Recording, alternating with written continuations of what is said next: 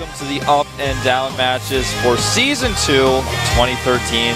This is the GSL. I am Wolf. With me is Calder. We have a great 2 groups today, not just one. Exactly. 2 groups once again. We're starting things off with Group C, obviously. We have 5 players today competing for 2 spots in Code S, at least in our first group, and then later on I feel we have 6 players. So it's going to be a very exciting day once again. A lot of good matches incoming. Yeah. And no 4-player groups, so we're going to have a lot more matches coming up this morning than we got yesterday. With a stacked lineup of players, talking about this morning's group, first of all, we have Nestea thrown into the thing. So we've got Maru, the child prodigy player, basically, who's really is just actually a kid. You know, it's when you see him in the booth, it's one thing, but when you sit next to him in the makeup room and you're sitting in there with him, and you see how short he is and how tiny he is, and he's just kind of curled up in the corner, he actually looks like a kitten or something. I don't know. He's so tiny, you have no idea. In the booth, and I actually think that he has a pillow on the chair too, so that he can sit high enough. But he is like probably the smallest player that I've ever seen. He's on like the same level as Huck, I would say. He's 14 Western age, right? No, by now he's 15. He's 16 in Korea and 15. To me, he looks like, if I'm not mistaken, he might actually be 12, just because he's a little bit shorter for his age, anyways. He's tiny. A quick look at the games that we saw yesterday. Stefano and Marine King, they advanced to Cortez. Yonghwa withdrew. He couldn't make it.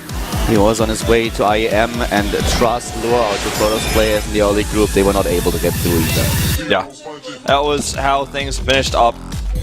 Killer having a rough day yesterday in Group B. Shine and Creator, though. Creator dominated that group. There was no chance. Anyone who played against Creator in that group was totally shut down. Yeah. There was no chance for them. Creator looked so strong. He looked like a monster. He shut down everyone. He destroyed them. They had no chance.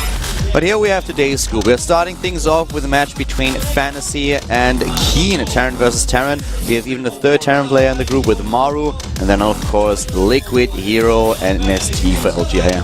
Yep, this is going to be a pretty awesome group. Fantasy is trying to come in here and take some names, get into Code S. You've got Keen, the old favorite, Nestea, the old favorite, Maru, the young guy who's been around. This group is insane. It's really sick.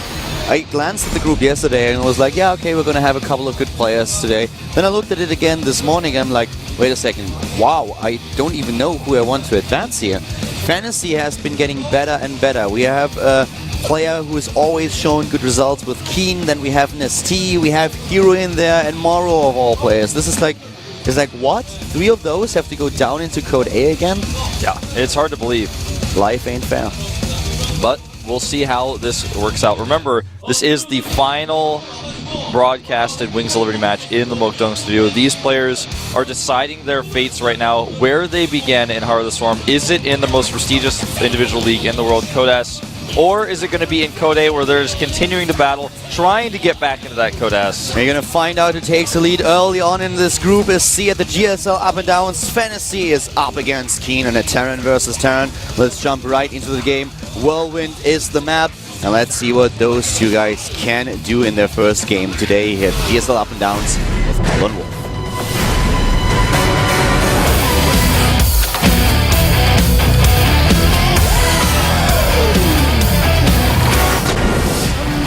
Starting to the bottom left, we have a Casper player. Starting in red is SK Telecom T1 Fantasy. It is his fantasy to get out of the group. Yeah, let's see if he can make it a reality. Starting to the top right, we have the commander with his pogo stick. This is MVP King. He's quite keen on getting out. Oh, he definitely is. Rocking the New Jersey. Very fast scout by Fantasy, by the way. Sends it out at the same time as his depot, and it looks like he's actually going to proxy a barracks. He's even very aggressive. 11. Look at that, in the middle of the map of all things. I mean, this is a 4-player map, but the only thing that you can do if you want to go for a proxy build is building those barracks in the middle of the map, and Fantasy is being really aggressive here. Keen, a player that is known to take an early gas, but so far it looks like he's actually starting things off with the command center first. Yeah, Keen is going to be potentially in trouble against this. Fantasy will have to scout his spawning location, since Keen's build is not going to have him send a scout out that will well, Fantasy see the direction it's coming from, so he's going to actually have to scout himself. And also, the position here doesn't allow the SCVs to accidentally step on the watchtower. That's why on some maps, you'd see players proxy on the watchtower, so their SCV would occasionally bump into the watchtower and get extra vision. That's not going to be the case here. And right now, this is actually the worst thing that could happen for Keen. We have him with a very greedy opening, whereas Fantasy now even gets the scout at exactly the time where he needs it. Things are going so well for Fantasy. Not only is he starting with the proxy barracks in the middle of the map that hasn't been scouted, he also scouts his opponent at the first position and where he sends his SCV to. Yeah, and now he didn't bunker right away. He's going to use this SCV to fake Keen out, make it look like a normal scout, and he's going to bunker with the second one. He could, in fact, do both if he wants to. It's his choice, and Fantasy is putting so much pressure on here. Keen is going to have to, as soon as he sees the Marines make a choice, he's going to have only a few seconds to do it. Does he keep the command center? He absolutely should, I feel, but can he even finish it? That's the thing. There are so many Marines already rallied to the top right. Keen is losing his SCV. The bunker is being built. He's desperately trying to get Marines into the game, but at this point, there is not a lot that he can do. He has to pull his SCVs, try to defend with them. Here come those Marines. Can Keen pull this off somehow? It looks worse and worse for him all the time. He still has that high ground advantage here, but he's losing more and more SCVs as time goes on. Fantasy with some really nice micro. He always has the bunker to fall back to now. Yeah, he has the bunker, and now he already took out the first Marine of Keen. It doesn't look good for Keen, not at all. He's down to 14 to 12 supply already. He doesn't have any units anymore. He's down to 7 SCVs. This looks like it's game. It looks like it. Keen does have the bunker finished, but the Marine is targeted. Perfect target. GG. The mule drops. The mule drops a little bit too late to be on screen here, but wow, Fantasy today with an early win against Keen here, going all out on his opponent. Very aggressive opening. That was actually nuts. I mean, that was the luckiest thing that could have happened to Fantasy and the unluckiest thing that could have happened to Keen. There was nothing that Keen could have really done better. Yeah. The only choice he could have made differently, I feel, is making his bunker closer to his mineral line and then just trying to survive. But that's the only thing he could have done. Was basically a build order win for Fantasy, what we just saw, and I'm very sure that he analyzed Keen's playstyle on a whirlwind and took a calculated risk here. 4 minutes and 55 seconds, that's how much time Fantasy needed to take down Keen and get in the lead in this group C of the up and downs. Yeah. Very impressive play here, taking a huge risk but being rewarded for it. Keen doesn't stand a chance, cannot show us his strong Terran versus Terran, so Fantasy here with the lead in the group. Well done. Well done, and this eliminates one of his matches right away. He's already ahead in the group, and maybe he's not practicing for this matchup necessarily. He wants to just get this one out of the way. Whether he wins it or loses it, he moves on to something else where he's been practicing a little more hard.